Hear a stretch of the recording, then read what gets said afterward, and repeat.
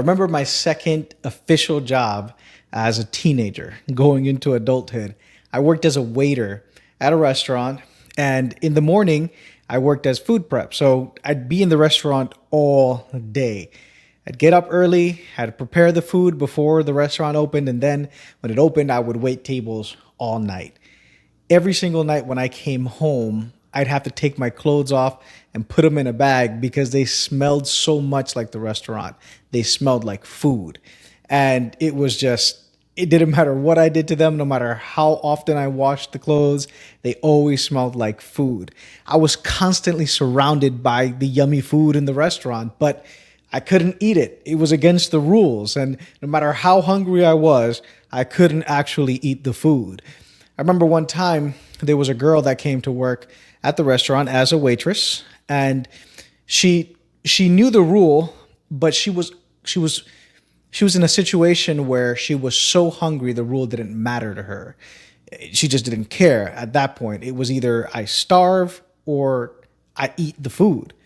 And so sometimes after people would leave and they would leave things on their plates, she would take the dirty plates with the leftover foods and take them to the back of the restaurant and eat the leftover food. That's how hungry she was. She was in a situation where she was eating the leftovers that people had left in the restaurant. And it was an interesting thing, not what she was going through necessarily, but the fact that although we were surrounded by food, we couldn't eat it. We were surrounded by all of this, but we couldn't have it.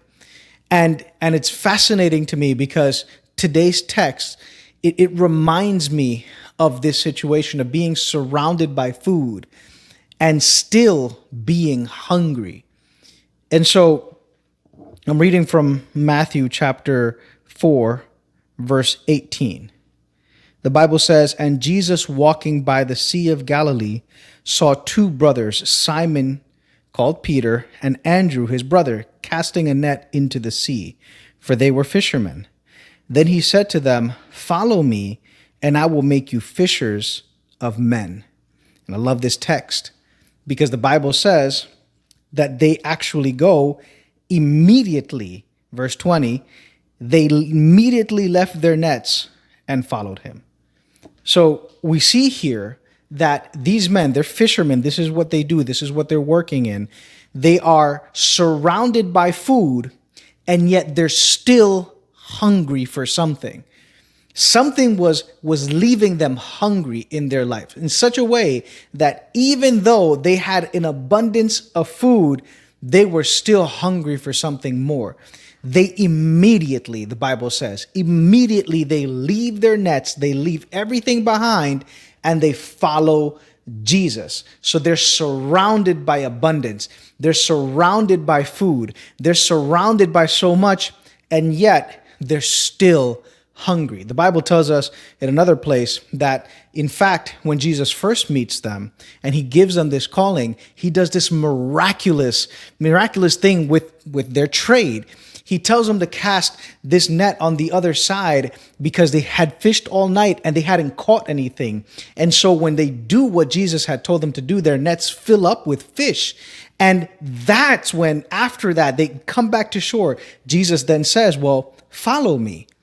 And they leave the nets full of fish. In fact, if you read in the next verse, going on from there, he saw two other brothers, James, the son of Zebedee, and John, his brother, in the boat with Zebedee, their father, mending their nets. He called them, and immediately they left the boat and their father and followed him. Again, they're mending their nets. This miraculous abundance of food has presented to their lives, to their father's business, to their brother's business. Everybody is prospering and in this abundance. And it's in that moment that Jesus says, "Follow me." They leave everything behind and they follow him, because although they were surrounded by much, although they were surrounded by food, they were still hungry.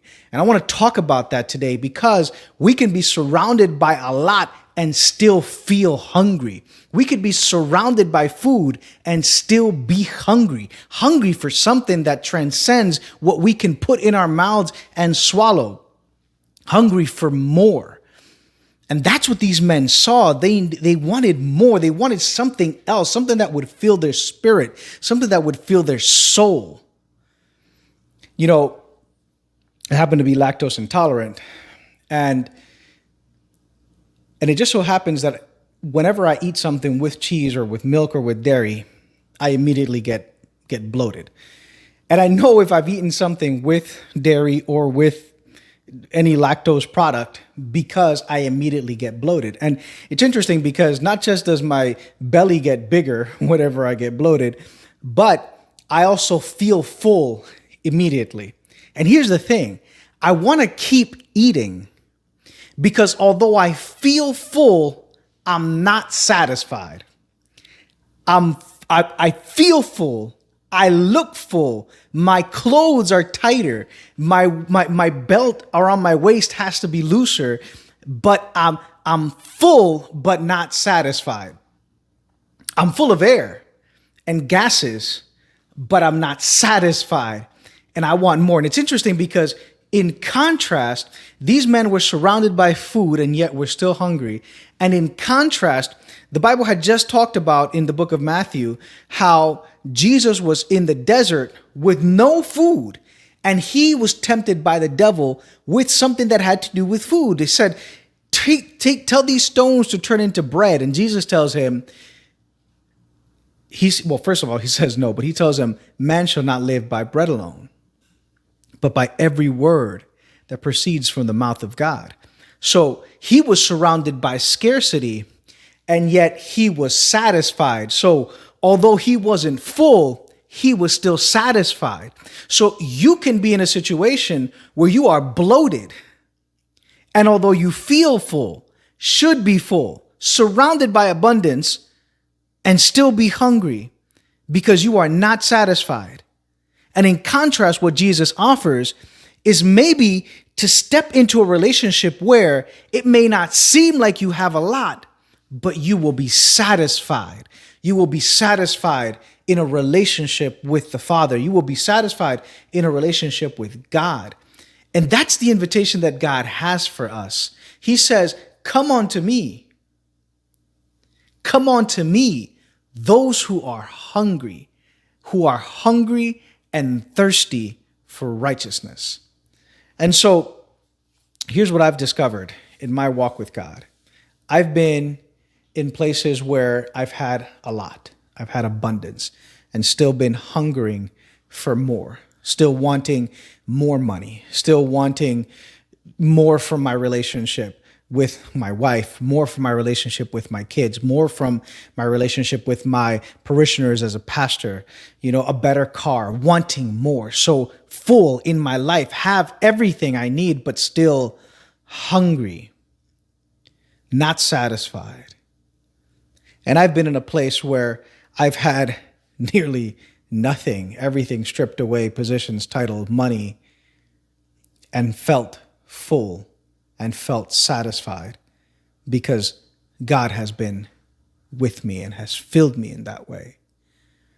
And so today, I want to invite you to not just be full and surrounded with abundance, but to accept God's invitation to be full with a bread that does not get moldy or rotten, but with a bread that will satisfy you, will fill you, and will fill your life abundantly.